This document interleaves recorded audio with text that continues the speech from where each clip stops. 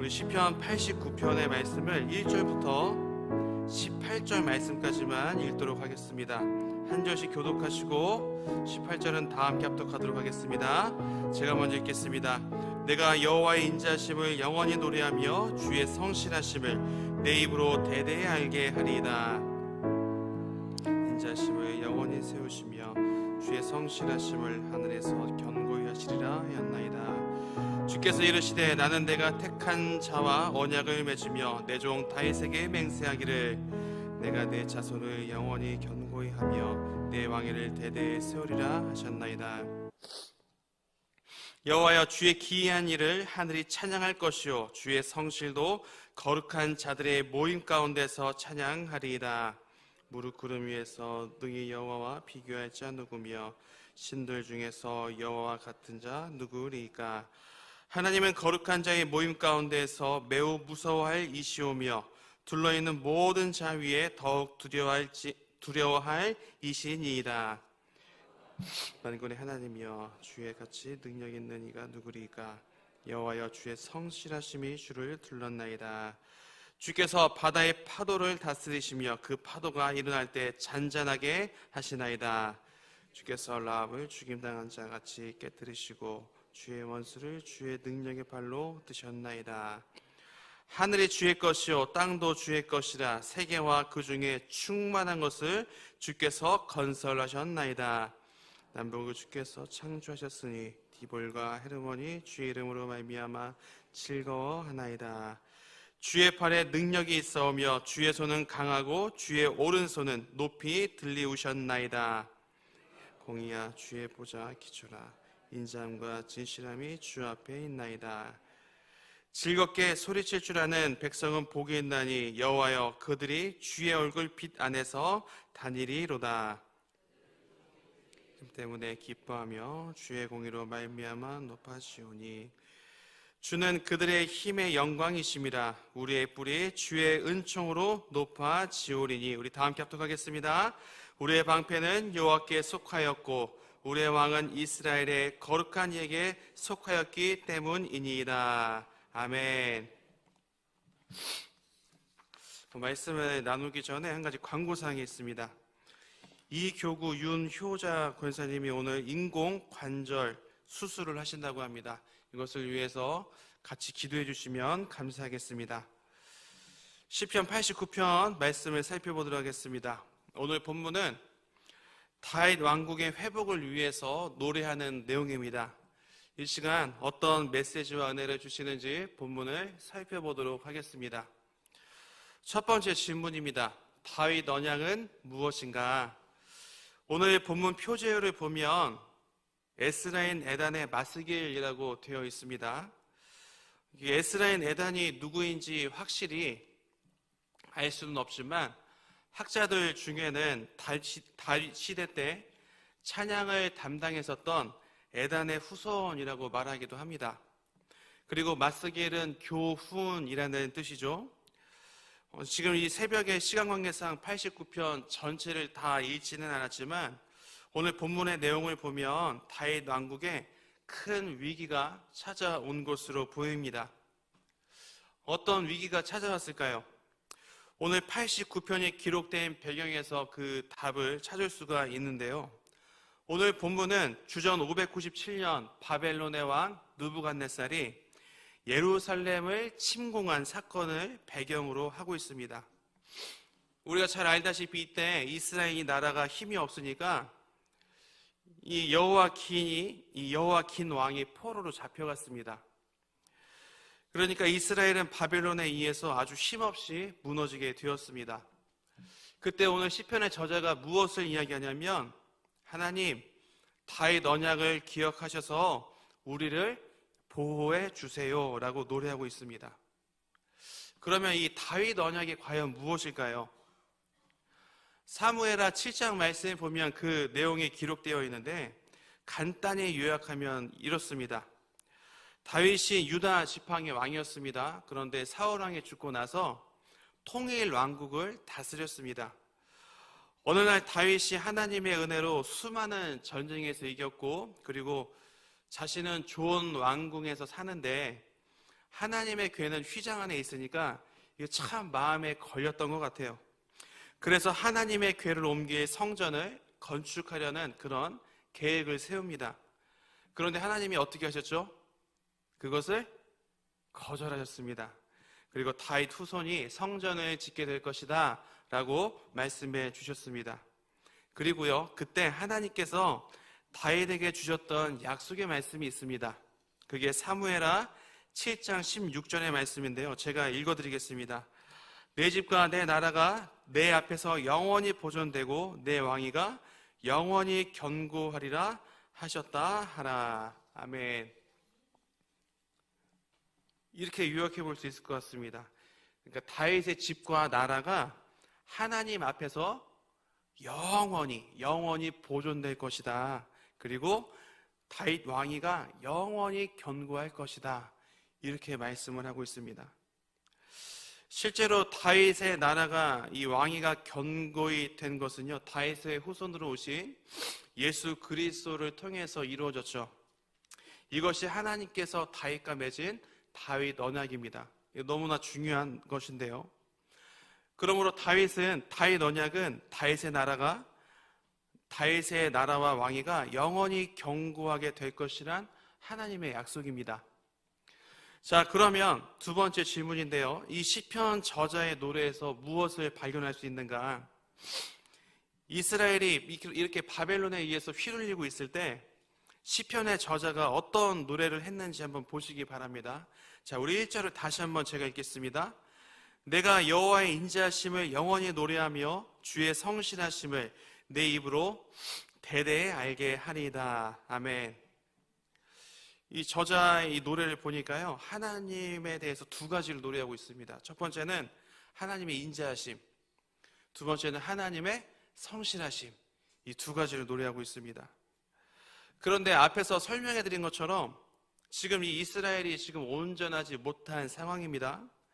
여러분, 이런 상황이면 나라를 잃은 슬픔과 탄식이 나오는 게 일반적인 반응입니다. 그런데 이 시편의 저자를 보세요. 그럼에도 불구하고 노래를 하고 있습니다. 누굴 노래하고 있죠? 하나님을 찬양하고 있습니다. 그러니까 상황보다 하나님의 언약을 더 신뢰하고 있었다는 것을 알 수가 있는 것이죠. 이어서 이 시편의 저자가 2절부터 4절까지 다윗 언약에 대해서 이야기를 하고 있습니다. 그중 3절과 4절을 우리 다 함께 읽어보도록 하겠습니다. 3절과 4절입니다. 시작. 주께서 이르시되 나는 내가 택한 자와 언약을 맺으며 내 종 다윗에게 맹세하기를 내가 내 자손을 영원히 견고히 하며 내 왕위를 대대에 세우리라 하셨나이다. 아멘. 아멘. 아까 살펴본 그 다윗의 언약이 지금 동일하게 기록이 되어 있습니다. 그러니까 이 저자가 나라가 망할 것 같은 상황에서 다윗의 언약에 대해서 지금 노래하고 있어요. 이게 무슨 의미일까요? 하나님, 다윗의 집과 나라가 영원히 무너지지 않고 견고하게 하신다고 주님 약속하셨습니다. 하나님, 그 언약을 기억하시고 신실하신 하나님께서 우리를 지켜주세요. 지금 이 노래를 하고 있는 겁니다. 그런데 상황만 놓고 볼까요? 상황만 놓고 보면 이스라엘이 지금 이 바벨론에 공격당한 것은 하나님께서 언약을 지키지 않은 것처럼 보입니다. 왜냐하면 하나님이 분명히 영원히 견고하게 하실 것이라고 약속하셨잖아요. 그런데 너무나 큰 어려움이 찾아왔습니다. 그런데 이것을 꼭 기억해야 됩니다. 뭐냐면 다윗의 자손들, 즉 이스라엘 백성들이 하나님 앞에서 범죄했기 때문에 이런 상황까지 오게 된 겁니다. 이걸 잊으시면 안 돼요. 자, 그럼에도 저자는 오늘 본문을 37절까지 보시면 반복적으로 신실하신 하나님께서 다윗 언약을 기억해 주세요, 또한 기억하실 것이라는 것을 믿으며 노래하고 있습니다. 왜 그럴까요? 인간은 약속을 어길지라도 하나님은 반드시 지킨다는 것을 이 저자는 믿었기 때문입니다. 그것을 노래로 기록해 둔 거예요. 그러므로 이 시편의 저자의 노래에서 우리가 발견할 수 있는 것은 하나님은 반드시 언약을 지키신다, 이것을 발견할 수가 있는 거예요. 그러면 우리가 오늘 본문을 가지고 어떻게 살아가야 될까요? 오늘 본문을 통해 두 가지 내용을 살펴봤습니다. 첫 번째는 다윗 언약은 다윗의 나라와 왕위가 영원히 견고하게 될 것이란 하나님의 약속이었다. 자, 두 번째, 이 저자의 노래에서 하나님은 반드시 언약을 지키신다라는 것을 우리가 이 두 가지를 살펴봤습니다. 오늘 본문 시편의 저자는 이 나라가 지금 바벨론에 의해서 완전히 짓밟히고 무너졌음에도 불구하고 하나님께서 반드시 다윗 언약을 지키실 것이란 그 믿음을 노래하고 있습니다. 실제로 이스라엘은 하나님께서 정하신 때에 이 정하신 기간을 지난 다음에 고국으로 돌아왔고, 그리고 하나님의 약속대로 회복되었습니다. 그럼 여러분, 오늘 이 본문의 내용을 우리의 삶에 좀 적용해 보도록 하겠습니다. 지속적으로 글로벌 경제 지표가 좋아 보이지 않습니다. 이 지점에서도 우리나라도 자유롭지 못해 보이는데요. 제가 이 설교를 준비하면서 이 경제 지표를 보니까 수입, 수출이 전부 마이너스입니다. 그리고 우리가 알다시피 중동 지역에 지금 전쟁이 일어나면서 더 불안하게 되었습니다. 미국 금리는 계속해서 오르고 있고요. 그리고 17일부터 주택담보대출 금리가 인상되었습니다. 오늘날 그리스도인들이 이 세상을 등지고 사는 것이 아니기 때문에 세상에서 오는 리스크를 겪어야만 하는데요.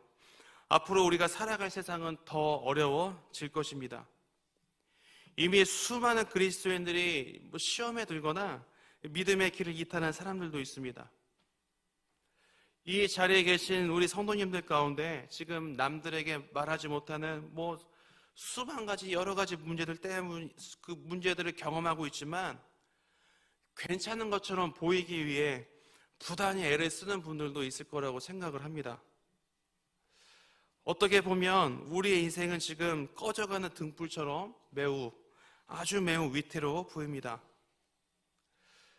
그런데 오늘 본문의 말씀이 이런 우리의 삶 가운데 큰 위로가 되는 것 같습니다. 이스라엘은 바벨론에 의해서 나라의 존폐 위기가 찾아왔습니다. 왕은 포로로 잡혀갔고요. 그리고 자유는 박탈당했습니다. 할 수 있는 것은 아무것도 없습니다. 그럼에도 이 시편의 저자는 다윗의 언약을 노래하며 신실하신 하나님을 오롯이 믿었습니다. 정말로 하나님은 이 다윗의 언약을 기억하셨고요. 망하지 않게 다시 회복시켜 주셨습니다.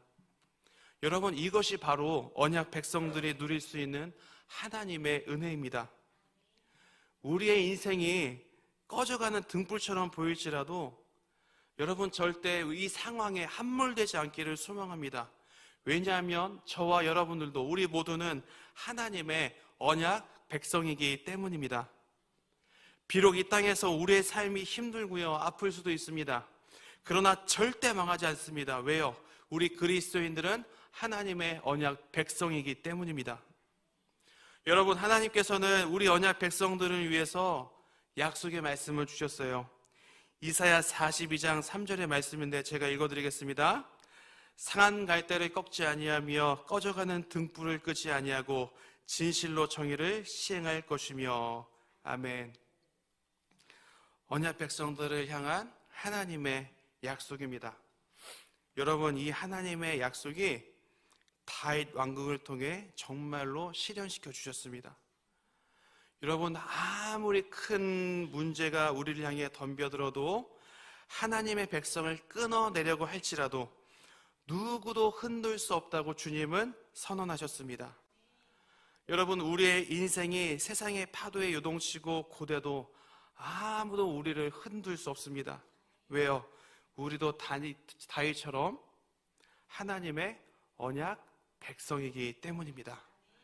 오늘 새벽 두 가지를 결단하셨으면 좋겠습니다. 두 가지. 첫 번째, 하나님, 우리의 인생에 꺼져가는 등불 같을지라도 언약을 기억하시고 우리를 보호하여 주시옵소서. 두 번째는요, 하나님, 삶의 끝자락에 있는 것처럼 느껴질 때마다 바로 우리가 언약 백성이라는 사실을 잊지 않게 하여 주시옵소서. 이 두 가지를 꼭 결단하셨으면 좋겠습니다. 그러므로 오늘 말씀을 가슴에 새기며 언약 백성답게 살아내는 우리 동강교회 성도님들이 다 되시기를 주님의 이름으로 간절히 소망합니다.